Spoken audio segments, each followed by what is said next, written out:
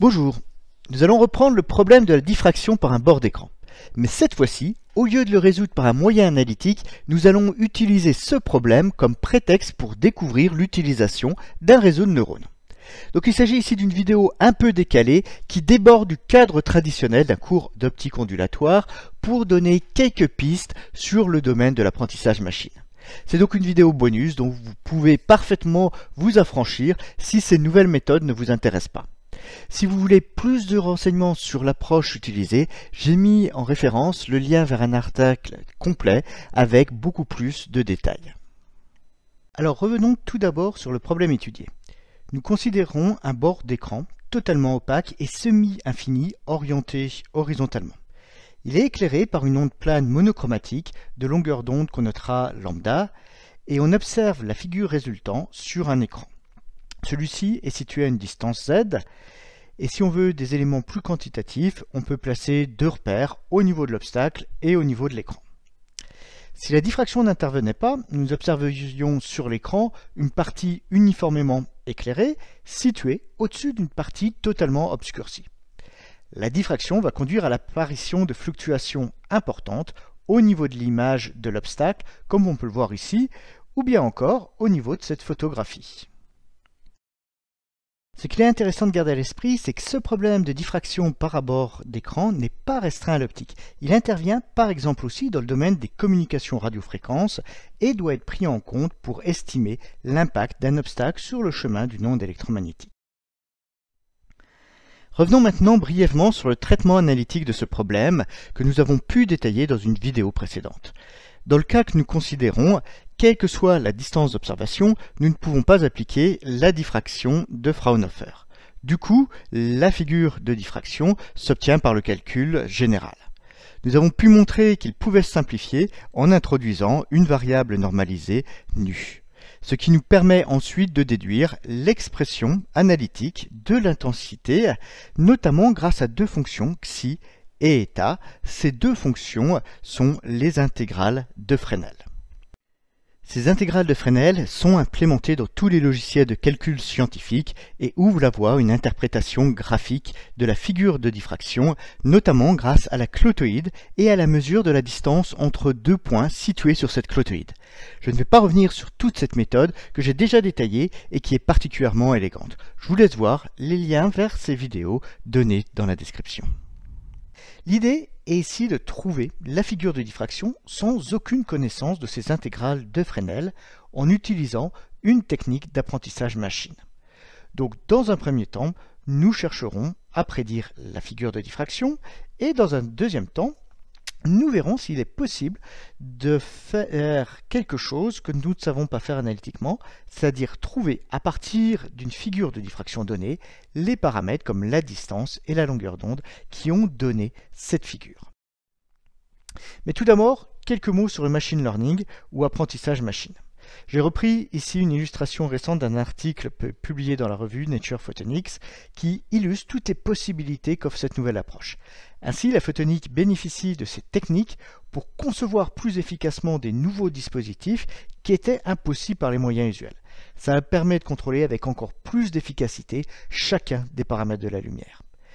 Mais la photonique, ça va aussi permettre de créer physiquement des solutions efficaces pour un apprentissage machine encore plus performant et pouvant éventuellement dépasser les capacités de l'électronique traditionnelle.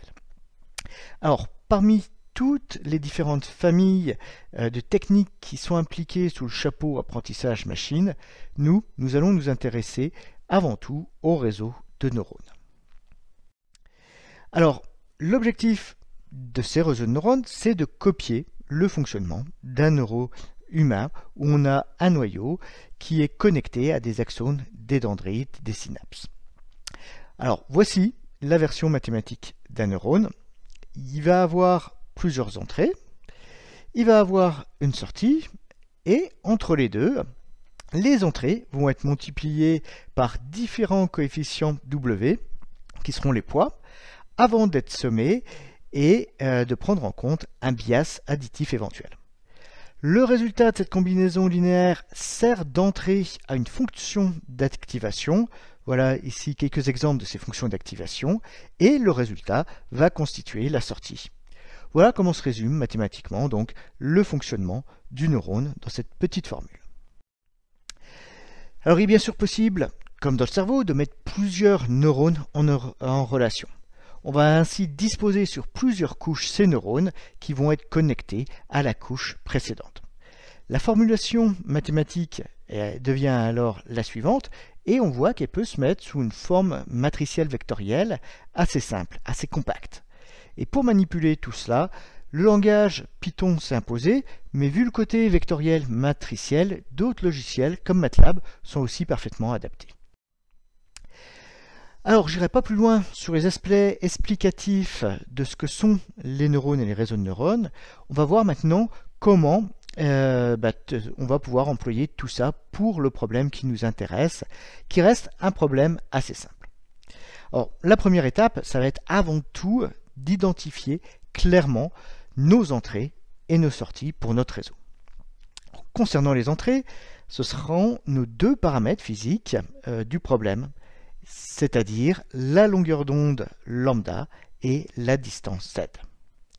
Concernant les sorties, eh bien, la sortie sera constituée par notre figure de diffraction qui sera discrétisée suivant y', suivant l'axe vertical, par exemple ici en 100 points. Ensuite, il faut trouver la structure du réseau, le nombre de couches et le nombre de neurones par couche. Alors, pour ça va être assez empirique, on va tester différentes configurations et au final, on retient celle qui donne les meilleures performances. Dans notre cas, on a trouvé qu'un réseau fait de 3 couches de 12 neurones était assez performant. Donc les résultats que je vais vous montrer seront basés sur ce type de réseau. Et il reste enfin à trouver les différents poids et bias qui seront affectés aux différents neurones impliqués. Donc les coefficients W, le coefficient de bias. Et pour cette tâche, eh bien, on va recourir à des algorithmes qui sont déjà écrits et qui vont faire la phase la plus importante qui est la phase d'apprentissage. Alors, en quoi ça consiste? Donc on parle ici d'apprentissage machine supervisé. Et pour faire cet apprentissage supervisé, la première étape, c'est de partir d'un ensemble de données, entrée-sortie, qui sera assez conséquent. Donc cet ensemble de données, ce sera une série de couples longueur d'onde distance associés à 100 points du profil d'intensité discrétisé. Alors ces données, on va ensuite les normaliser pour les adapter au mieux à la fonction d'activation retenue dans le neurone.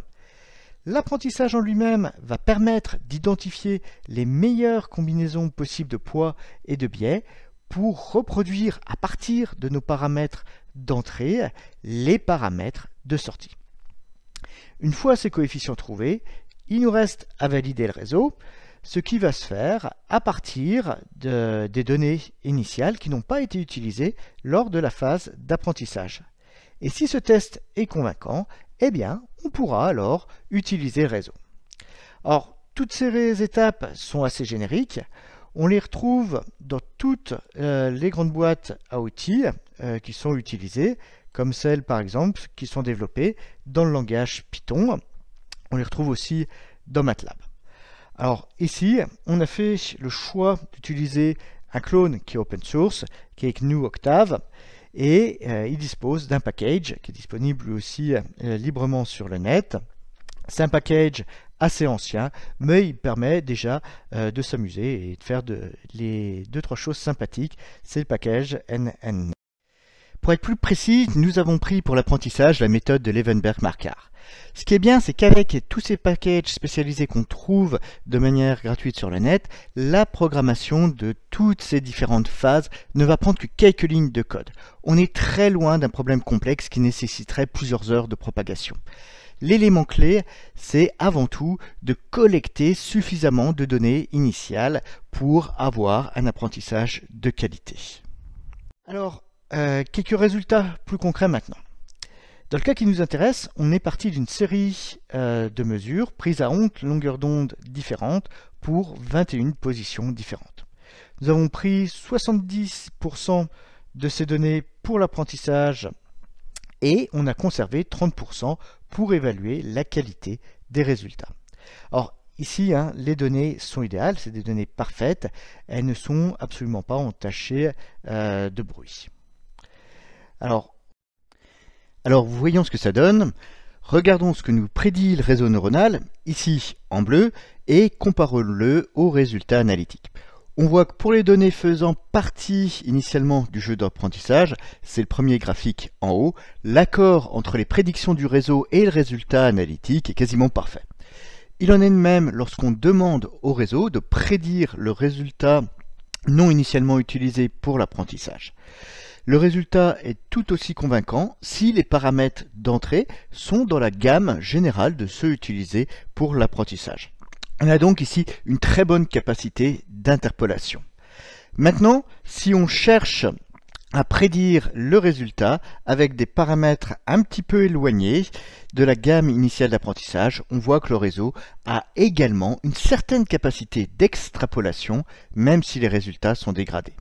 Globalement, la conclusion, c'est que le réseau fonctionne très bien. Alors maintenant, que se passe-t-il si on change un petit peu les données qu'on emploie pour l'apprentissage et si on prend des données qui sont bruitées? Par exemple, ça pourrait être le résultat d'une mesure expérimentale faite sur une caméra CCD. Et ici, on a volontairement mis un bruit assez fort.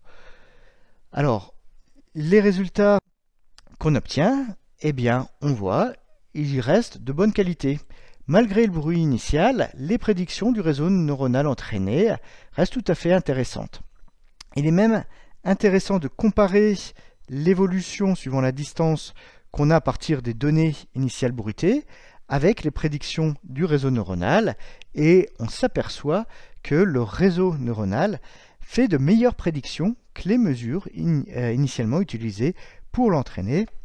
On a un certain filtrage qui intervient grâce à l'utilisation du réseau neuronal. Donc là, eh bien, ça reste encore une fois tout à fait convaincant.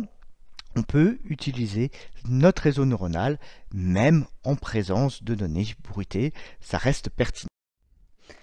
Il nous reste maintenant à discuter le problème inverse, c'est-à-dire déterminer à partir d'une figure de diffraction la distance et la longueur d'onde correspondant à cette figure.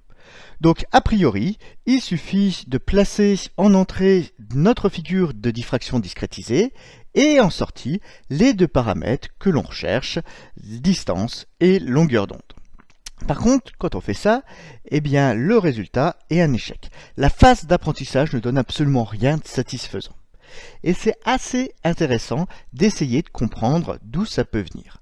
En effet, la physique nous donne le profil d'intensité et on voit qu'il y a une variable normalisée qui intervient, nu, où la longueur d'onde et la distance jouent des rôles similaires. Donc en fait, on peut trouver une infinité de combinaisons possibles longueur d'onde, distance, qui vont conduire à la même figure de diffraction. Le système est alors naturellement incapable de trouver une solution unique. Et si on veut que ça fonctionne, il devient indispensable de fixer au moins l'une de ces deux variables. C'est ce que nous faisons en fixant la longueur d'onde. Ça fait, notre réseau neuronal nous indiquera la distance de propagation correspondant à l'image enregistrée. Si on entraîne notre réseau sur des données idéales, nous constatons que la précision de prédiction sur la distance est assez remarquable, bien en dessous du millimètre. Par contre, si les données initiales sont un peu plus bruitées, on chute en performance avec des erreurs de plusieurs centimètres qui sont possibles, mais on a quand même une validation du principe. Donc voilà, c'en est terminé pour cette vidéo, un peu à la marge, qui m'a donné l'occasion de vous décrire le principe et l'utilisation d'un réseau neuronal simple. Ici, la situation étudiée est très simple et est surtout un prétexte pour introduire ces nouvelles techniques. La diffraction d'un bord d'écran ne justifie a priori pas l'usage d'un tel outil, car nous disposons d'une formulation analytique exacte. Même pour le problème inverse, on aurait pu imaginer s'en sortir en recourant à la mesure de la distance entre deux minima ou maxima du motif d'interférence. Eh bien, merci de votre attention sur cette vidéo un petit peu spéciale.